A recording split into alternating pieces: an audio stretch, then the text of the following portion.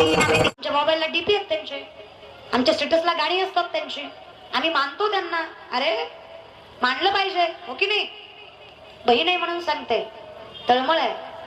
इथून पुढे मोबाईलचा डीपी कधीच कुठल्या भ्रष्टाचार्याचा, पैशावाल्या लाचाराचा, पदाधिकाऱ्यांचा आणि हिरो हिरोईनचा ठेवू नका. प्रेझेंटेशन वरनं कळतं तुमचा आयडल कोण आहे. इथून पुढे मोबाईलचा डीपी ज्ञानोबा आहे, तुकोबा छत्रपती शिवराय, शंभूराज आहे, नाहीच कोणाचं पटलं तर जाऊ दे. स्वतःच्या बापाचा डीपी ठेवा. रक्ताचं पाणी करून पोचलंय त्यांना, तुम्हाला हे डीपी ठेवायच्या पात्र जरा बदला. अरे प्रेम सगळीच वाईट नाही दादा. अरे कौतुक वाटतं त्या पोरांचं जे शिवजयंती दणक्यात साजरी करतात. काय स्वार्थ आहे त्यांचा? कामधंदे सोडून पोरं जयंत्या साजरी करतात. आंबेडकर जयंती असेल, शिवजयंती असेल, सगळ्या जयंत्या पोरं करतात. कष्टाने करतात, आत्मीयतेनं करतात. कौतुक वाटतं त्या पोरांचं. अरे आयुष्यभर कष्ट करतो, मायबापाला थाटात जगावतो. कौतुक वाटतं त्या पोराचं. अरे कौतुक वाटतं त्या पोरांचं. अर्धा 1 इंच छाती कमी पडली ना तर माझा भाऊ 5, 3:30, 4ला उठतो, गावाच्या फेऱ्या मारतो, शरीर कमावतो, पण स्वतःच्या रक्षणासाठी नाही, देशाच्या संरक्षणासाठी कौतुक वाटतं त्या भावाचं. दादा का वाटू नये? अभिमान वाटाव्याशी पोरं माझ्या महाराष्ट्रात. मग लाज वाटते त्या पोरांची जे 2 दिवसाच्या हव्यासा पायी मायबापाच्या नावाला कलंकित करतात. पोरींना सांगा की म्हणा, हे बघ माय, कोणी खात नाही याला. काय किंमत आहे का चेहऱ्याला? काही नाही. आज माझं दिवसातलं 3रं कीर्तन आहे आणि हे करून 4थं मला नरखेडला करायला जायचंय. फेटा सुद्धा कसा बांधता येतो आम्हाला. चेहऱ्याकडे बघायचा तेवढाही वेळ भेटत नाही. पण माहित आहे गरज नाही ना. आणि कशासाठी? जर तुमचे विचार पावन आहेत, तुमचं आचरण शुद्ध आहे आणि तुमची नीतिमत्ता योग्य आहे तर चेहऱ्याला कुणीच खात नाही. आणि चेहरा महत्वाचाही नाही. तुम्ही पावडर लावली आहे नाही लावली आहे, तुम्ही साडी व्यवस्थित नेसली आहे नाही नेसली आहे, प्रेझेंटेबल राहा, अर्थात सुशिक्षित राहा, पण सुशिक्षित सोबत सोबत सुसंस्कृतही राहा. तेही महत्वाचं आहे की नाही? एक वाक्य आहे, बहीण आहे म्हणून सांगते. पूर्वीला सांगा, हे बघ माझी माय, चेहऱ्यावर पडलेला डाग झाकून नेता येतो, पण बाईच्या चारित्र्यावर पडलेला डाग जिंदगीत कोणी झाकू शकत नाही. जपायचं तर चारित्र्य जपा. धीट राहा, कुणाच्या बापाला घाबरायचं नाही. जर आपली चूक नाही ना, कुणाला आपल्याकडे नजरवर करून बघू द्यायचं नाही. आपल्याकडे कोणी बघितलं त्याला सोडायचं नाही आणि आपण कुणाकडे बघायचं, हे तितकंच महत्वाचं आहे. आपली चूक नाही ना.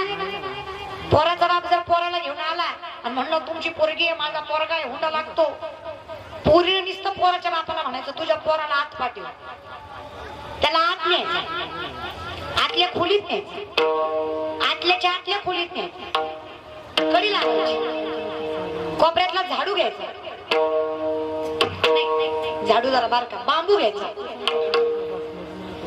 आणि असा ठोकायचा, ह्याच्यापेक्षा चौपट ठोकायचा,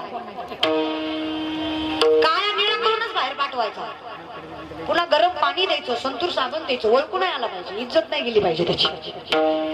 बैठकीत आणून बसवायचा, नुसतं म्हणायचं, त्यांना नुसतं बापाला म्हणलं पाहिजे, बापा चल पसंत आहे का नाही घरी गेल्यावर सर द्यायचं नाही का? नव तरुणी न कंबरे कसून उठा ग, हुंडा मागेला त्याला नेऊन उठा ग. नव तरुणी न कंबरे कसून उठा ग, हुंडा मागेला त्याला नेऊन उठा ग. नव तरुणी न कंबरे कसून उठा ग, हुंडा मागेला त्याला नेऊन उठा ग. नव तरुणी न कंबरे कसून उठा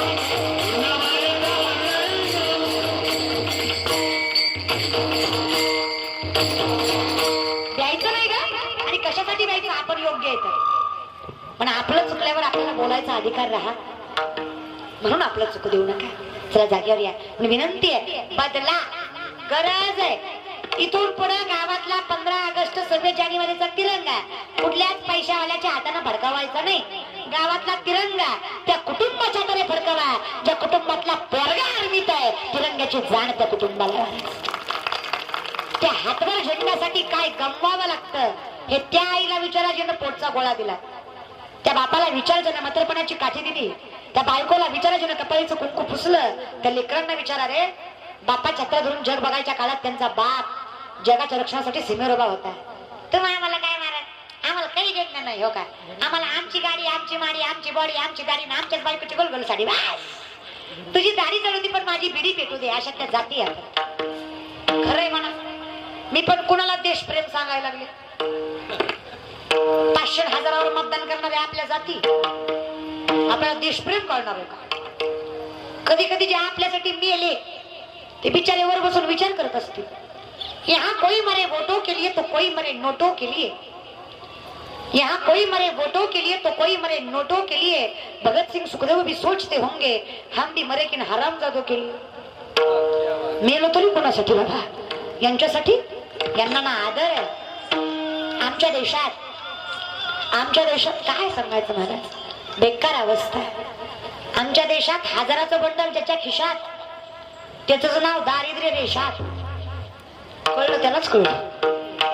लय प्रामाणिक लोक आमच्यात एवढी प्रामाणिक लोक आहेत, पानपोईवरचा ग्लास साखरेनं बांधावा लागतो. कळलं त्यालाच कळलं. किराणा दुकानदाराचा पेन सुतळीनं बांधलेला असतो, त्याला माहित आहे गावलं ये म्हणे. प्रामाणिक, थोडे प्रामाणिक राहा. याचा विचार करू नका रे, हे असंही आपलं नाहीये. तुकोबाराय सांगतात, देवा काळजी नाही रे, तू आहेस ना निर्वाणी गोविंद असे काही साकडे. अरे या देहाची काळजी कोण करताय आणि कशासाठी करायला? जे देही ते तुझं नाव घेतलंय ना, भगवंताचं नाम घेतलं आणि तरला नाही असं कुणीच नाही. नाम घेता वाया गेला ऐसा, भक्त झाला आणि वाया गेला शक्यच नाही. कुणीही असो, कुणीही. 16.5 वर्षाची कानोपात्रा वेश्येची पोरगी, जिला तिचा बाप माहित नाही. कीर्तन नामदेवरायांचं आहे, नामदेवरायांच्या कीर्तनात ज्ञानोबाराय काय येऊन उभा आहे? काय कीर्तन असेल? कीर्तन ऐकायला कानोपात्र आहे. शेजार पदारची माणसं म्हणतात लाज वाटते का हिला? नाचणारीची जात ही कीर्तन ऐकायला बसली. आता हिनं कीर्तन ऐकायची, मग आम्ही काय करायचं? कंटाळा आलाय कानोपात्रे. कानोपात्र ज्ञानोबरांच्या चरणावर मस्तक ज्ञानोबरांना विचारतात का हो खटनट यावे शुद्ध, जे कळांची व्यंकटी सांडो तया तुम्हीच म्हणता ना सकळांचे येते कलियुगी उद्धार. पण घेऊ दिलं तर ना, की लोक नाव घेऊ देत नाही. तू मग काय करू माऊली? तुमच्या हातात आहे, काहीतरी सांग. ज्ञानोबा काहीच करू नको, मी सांगतोय. देवाचं ज्याला यात्रा आणि जत्रेतला फरक कळला त्याला जरा सोपं होतं बरं का परमार्थ करायला. कारण यात्रा आणि जत्रा यातलाही फरक आहे. आपण जर याला यात्रा म्हणतोय तर ही मोक्षासाठीच असली पाहिजे. जत्रा वेगळी आणि यात्रा. आता जत्रेचं लय विश्लेषण करत नाही, पण यात्रेचं करते नव्हती बरं का. कारण जत्रेचं करावं असं मला वाटत, कारण जत्रा सगळ्यालाच माहित आहे. जत्रा ही येण्याची असते. कुणाची असते? पिक्चर नाही, ती वेड्याचीच असते. जत्रा ही येण्याची असते आणि यात्रा ही संतांची असते. पंढरीची आहे ती यात्रा, आई भवानीची आहे ती यात्रा. आता ज्यांना माझं पटलं त्यांनी टाळ्या वाजवल्या, पण काय काय तटकुले ज्यांनी वाजवल्याच नाही. ते कीर्तन झालं शेजारच्याला म्हणणार एवढी पोरगी बोंबलत होती, पट्ट्यानं ऐकलंच नाही. खाता कशा संग रे आणि करता कशाचा? ज्या हाताने टाळी वाजवणारे दादा ते हातही आपले नाहीये. ज्या देहावर आपण गर्व करतो दादा तो देहही आपला नाहीये. आहे का? देह हे काळाच आहे, धन तेथे मनुष्याच आहे. मग आपलं काय माऊली? देव माझा मी देवाचा, हीच माझी सत्य भाषा. तो एकमेव पांडुरंग आहे, तो एकमेव भगवंत आहे, जो तुमचा आमचा आहे. कोरोनात तरी कळलं असेल, देवाच्या नामाशिवाय पर्याय. पैसा असून चालत. करोडपती नवरा करोडपती, अहो पॉझिटिव्ह निघाला. सख्खी बायको जिला फुलाच्या गाडीत आणली ती सुद्धा कुत्र्यासारखी भाकरा टाकायची. तेव्हा त्याला कळलं असं जिला सुकू सुकू म्हणायचं दुःखाचं कारण आहे महाराज. पण विनंती आहे, आहात ना कीर्तनात, आनंद घ्या. आणि ज्याला आहे त्या क्षणाचा आनंद घेता आला नाही तो किती फिरला मजा अर्थात नाही. त्रिवेणी संगमी नाना तीर्थभ्रमी चित्त नाही नामी नामाचे विनमुख तोणार पापिया हरिविना धावया. मजाच नाही ना दादा. म्हणजे आमचं कसं आहे होय माय मावल्या, आम्ही निरंकार चतुर्थी करतो आणि दर तासाला पिंट्याला म्हणतो बघ रे कॅलेंडर कवा आहे चतुर्थी, धरतीच कशाला ग तासाला चतुर्दय बघते निरंकार करीत. आणि मी लेख आहे म्हणून सांगते माय, देव कधीच नवसाने उपासाने पावत नाही. हाडाची काड झाली तुमच्या शरीरात, प्राण नाही राहिला तुमच्या. सोमवार करती, मंगळवार करती, बुधवार बी करती, गुरुवार बी करती, शनिवार बी करती. आता देवात भांडणं लागली नेम कमी आहे तरी कोणाचा एक करा.